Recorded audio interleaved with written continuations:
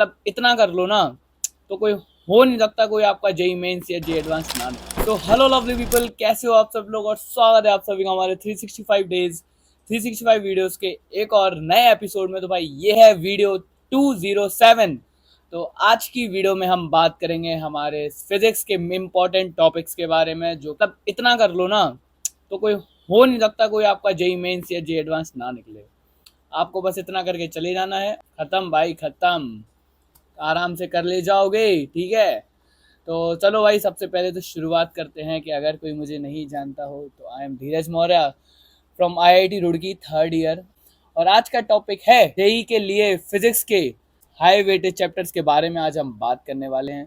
तो भाई हमारे सामने सबसे पहले है कि सबसे ज़्यादा स्कोरिंग चैप्टर्स हम के बारे में बात करेंगे, क्योंकि भाई ये चैप्टर आप लोग कर लो ना तो ना ही सिर्फ फिजिक्स में, आपको केमिस्ट्री में भी इससे काफ़ी ज़्यादा हेल्प मिलने वाली है। क्योंकि देखो सबसे पहले है kinetic theory of gases, thermodynamics, thermal properties. इन पूरे का सीन 3 चैप्टर का 8% का वेटेज है और 8% यहाँ है और केमिस्ट्री में भी आता है। तो भाई यहाँ से साथ साथ केमिस्ट्री का भी तुम्हारा कवर हो जाएगा। ठीक है, तो सब सीधी बात है, सबसे हाईएस्ट मतलब अच्छे से तुम्हारा स्कोरिंग चैप्टर है। ओके, मतलब अच्छा खासा तुम इस यहाँ से स्कोर कर सकते हो। फिर आता है हमारा मॉडर्न फिजिक्स। मॉडर्न फिजिक्स में आता है देखो dual nature of matter, nuclear physics और थर्मल प्रॉपर्टीज। आपको बस ये 3 चैप्टर करने, 3 चैप्टर और भाई आपको 9% का वेटेज कवर हो जाएगा। तो ये तो करके जाना ही जाना है, ऐसा ये मत छोड़ना। ठीक है, फिर आते हैं 7% का है वेव ऑप्टिक्स और रे ऑप्टिक्स। अब देखो यार, रे ऑप्टिक्स में ना थोड़ा तो टाइम लगेगा, पर वेव ऑप्टिक्स के पिछली बार बहुत ज़्यादा अच्छे क्वेश्चंस बने थे 2024 में। तो भाई ये तो करके जाना ही जाना है। ठीक है, अब आप पूछ रहे होगे कि भैया मुझे तो चाहिए थी चैप्टर वाइज प्रायोरिटी लिस्ट। हाँ भाई लाए हम वही है, बस मैं आपको ये बता रहा था कि ये थोड़े स्कोरिंग चैप्टर हैं, इन्हें कर लो, इनके साथ साथ आप अच्छा खासा स्कोर कर सकते हो। ओके, तो आप जैसे कि देख सकते हो 8%, 9%, 7%, टोटल कितना हो गया 25%। 25% के आसपास आप यहीं से स्कोर कर लिए भाई। तो ये कुछ चैप्टर है, इन्हीं को कर लो, अच्छा खासा स्कोर यहीं कर लिए। ठीक है, अब इसके बाद हम बात करते हैं आपकी हाई वेटेज की प्रायोरिटी लिस्ट की तरफ। ये इनमें ज़्यादा टाइम नहीं देना पड़ेगा, आप इतना कर लो बहुत आसानी से। मतलब अगर इतना कर लोगे तो अच्छा खासा स्कोर यहीं से बन जाएगा आपका, है ना। बहुत 50% सिलेबस सिर्फ इतना ही है। ठीक है, तो सबसे पहले हमारे साथ है करंट इलेक्ट्रिसिटी। तो जैसा कि आप सभी को भी पता होगा कि पिछली बार करंट इलेक्ट्रिसिटी से बहुत अच्छे सवाल आए थे और हर साल आते हैं, ऐसी बात नहीं है। करंट इलेक्ट्रिसिटी तो भाई करके जाना ही जाना है, पिछले 3-4 सालों से बहुत अच्छे से आ रहा है। करीब 2 से 3 क्वेश्चन तो लिख के ले लो भाई, आने ही आने हैं। तो मतलब आप ये देख लो, अगर आपने करंट इलेक्ट्रिसिटी एक अच्छे से कर लिया तो 8 से लेके 12 नंबर तो सिर्फ एक चैप्टर से बन सकते हैं। तो भाई इसको बिल्कुल भी मत छोड़ना। ठीक है भाई, के बाद आते हैं magnetic effect of electric current. अच्छे खासे चैप्टर क्वेश्चंस आए थे और हर साल आते हैं, ऐसी बात नहीं है, पिछले साल हर साल आते हैं। ठीक, उसके बाद हम बात करते हैं photo electric effect, atoms and nuclei, heat and thermodynamics, kinematics तक।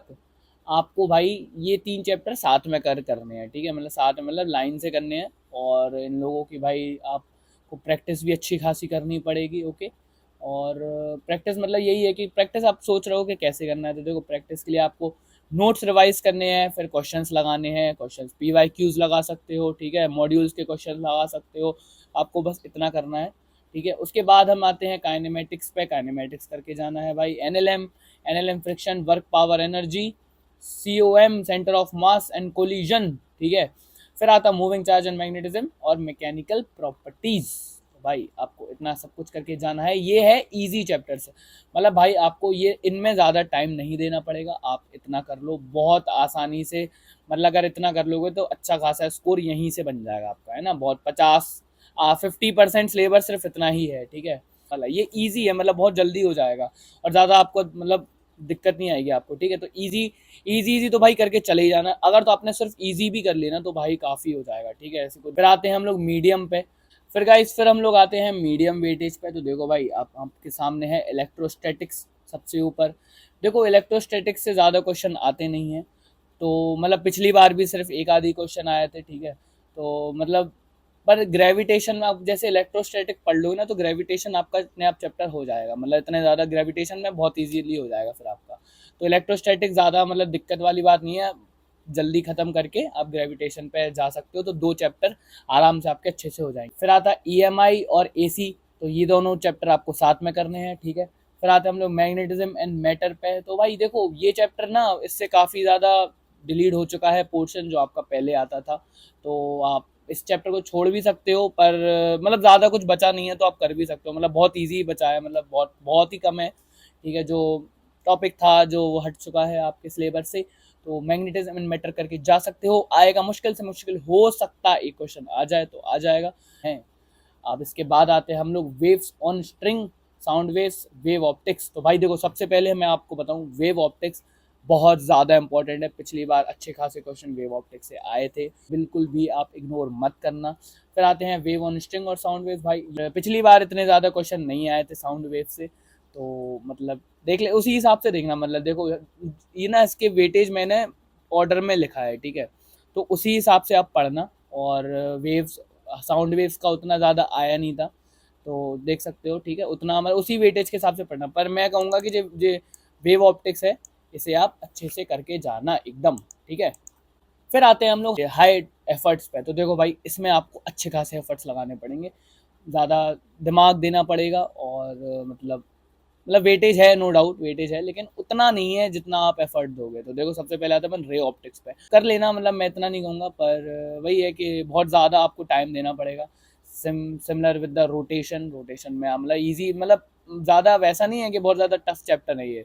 हाँ रे ऑप्टिक्स भी कुछ ज़्यादा टफ नहीं है, पर आपको टाइम बहुत ज़्यादा देना पड़ेगा, प्रैक्टिस बहुत ज़्यादा करनी पड़ेगी, तब आपको एक अप्रोच बिल्ड होगी, समझ रहे हो, तो वो चीज़ होती है। ऐसे ही same goes with the rotation, आपको बहुत ज़्यादा प्रैक्टिस करनी पड़ेगी। SHM में भी same, mechanical properties of fluid. Fluid में तो भाई कितनी सारी चीज़ें हैं यार, बर्नौलीज थ्योरम, ये है वो है, फ्लूइड है, बहुत सारी चीज़ें हैं यार, समझ रहे हो ना, मतलब उतना ज़्यादा आउटकम है नहीं। तो मतलब इन मैकेनिकल प्रॉपर्टीज ऑफ फ्लूइड को तो मतलब मैं कहूँगा कि आप छोड़ भी सकते हो। मतलब जो हाई वेटेज टॉपिक्स जो रहते हैं ना उन्हें करके चले जाना। उसके बाद आते हैं हम लोग सेमीकंडक्टर में। देखो भाई सेमीकंडक्टर ठीक है, मतलब अच्छा खासा क्वेश्चन, अच्छा खासा वेटेज तो नहीं रहता सेमीकंडक्टर का जाना, मतलब आपको करना तो देखो सब है।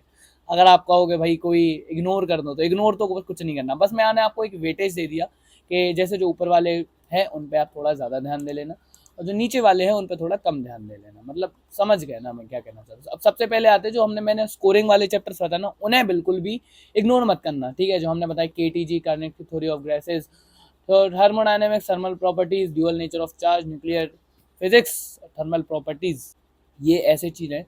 इन 5 चैप्टर से आपका 17% का वेटेज आ रहा है, समझे। और रे ऑप्टिक्स वे ऑप्टिक्स कर लो तो 25%, तो समझ गया ना मैं क्या कहना चाह रहा हूँ। रे ऑप्टिक्स फिर भी मतलब ईजी है पर लेंदी है, ठीक है। तो वेव ऑप्टिक्स आप अच्छे से कर सकते हो, मीडियम एफर्ट्स वाला चैप्टर है, तो आप वेव ऑप्टिक्स भी करके जा सकते हो अच्छे से, और बाकी के 6 चैप्टर कर लोगे तो आपका अच्छा खासा 25% का वेटेज हो जाएगा। तो भाई 25% का वेटेज समझ रहे हो ना क्या होता है।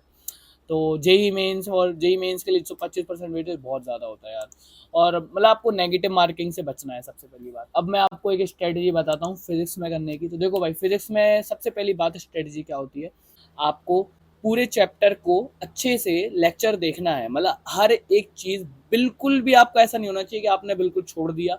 आप अच्छे से सुनो चैप्टर, और आई वुड से जब लेक्चर चल रहा होता है ना तो उसको एक दिन पहले थोड़ा सा देख लिया करो बुक में कि क्या क्या है, टॉपिक्स क्या क्या है, तो आपको थोड़ा दिमाग में अच्छे से बैठेगा जब आप लेक्चर सुन रहे होगे, ठीक है। उसके बाद आते हैं भाई हम लोग प्रैक्टिस के ऊपर। तो देखो भाई सबसे पहली बात, बुक्स की तरफ आई डोंट प्रेफर कि तुम लोग बहुत ज़्यादा बुक्स लगाओ।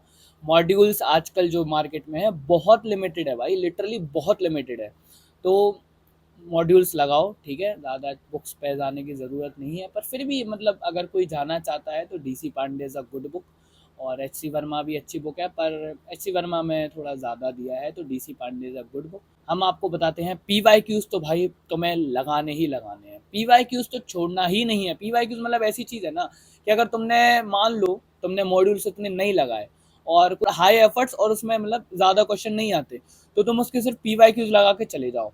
तो PYQs लगा के चले जाओगे ना तो मतलब तुम्हें कहीं ना कहीं एक समझ में आ जाएगा क्या करना है, ठीक है।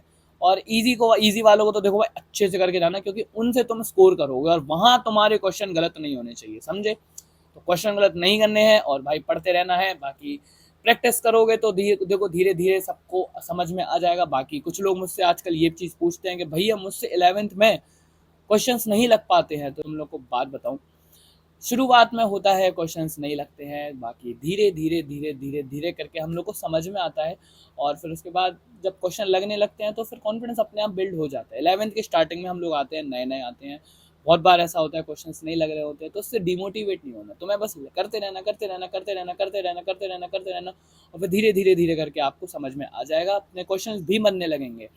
तो आई होप आप सभी को आपका चैप्टर प्रायोरिटी लिस्ट मिल गया होगा। और एक और पिछले साल का मैं आपके सामने डाल देता हूँ, ठीक है। ये मतलब ये मैंने नेट से निकाला है, तो देख लेना। ये मैंने मतलब ऑनलाइन ही निकाला है, तो ये भी देख सकते हो, ये असेंडिंग ऑर्डर में है, ओके। बाकी आज की वीडियो हम लोग करते हैं इसी के साथ ख़त्म।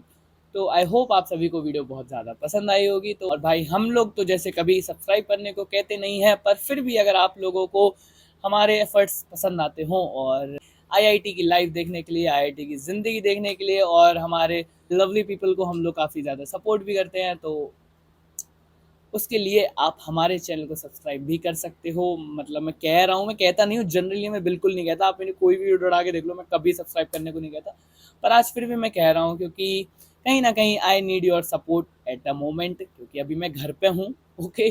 तो थोड़ा सा सपोर्ट की ज़रूरत है। बाकी आप लोग कमेंट में प्यार बरसा दो अपना बहुत ज़्यादा, ठीक है यार।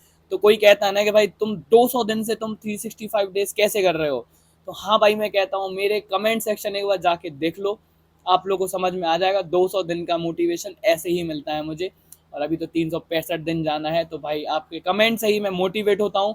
बाकी तो यार मेहनत चल रही है। तो गाइस, आज का वीडियो हम लोग करते हैं किसी के साथ खत्म। मिलेंगे नेक्स्ट व्लॉग में। Guys, thanks a lot for watching our video. Guys, bye bye, take care, bye bye bye bye.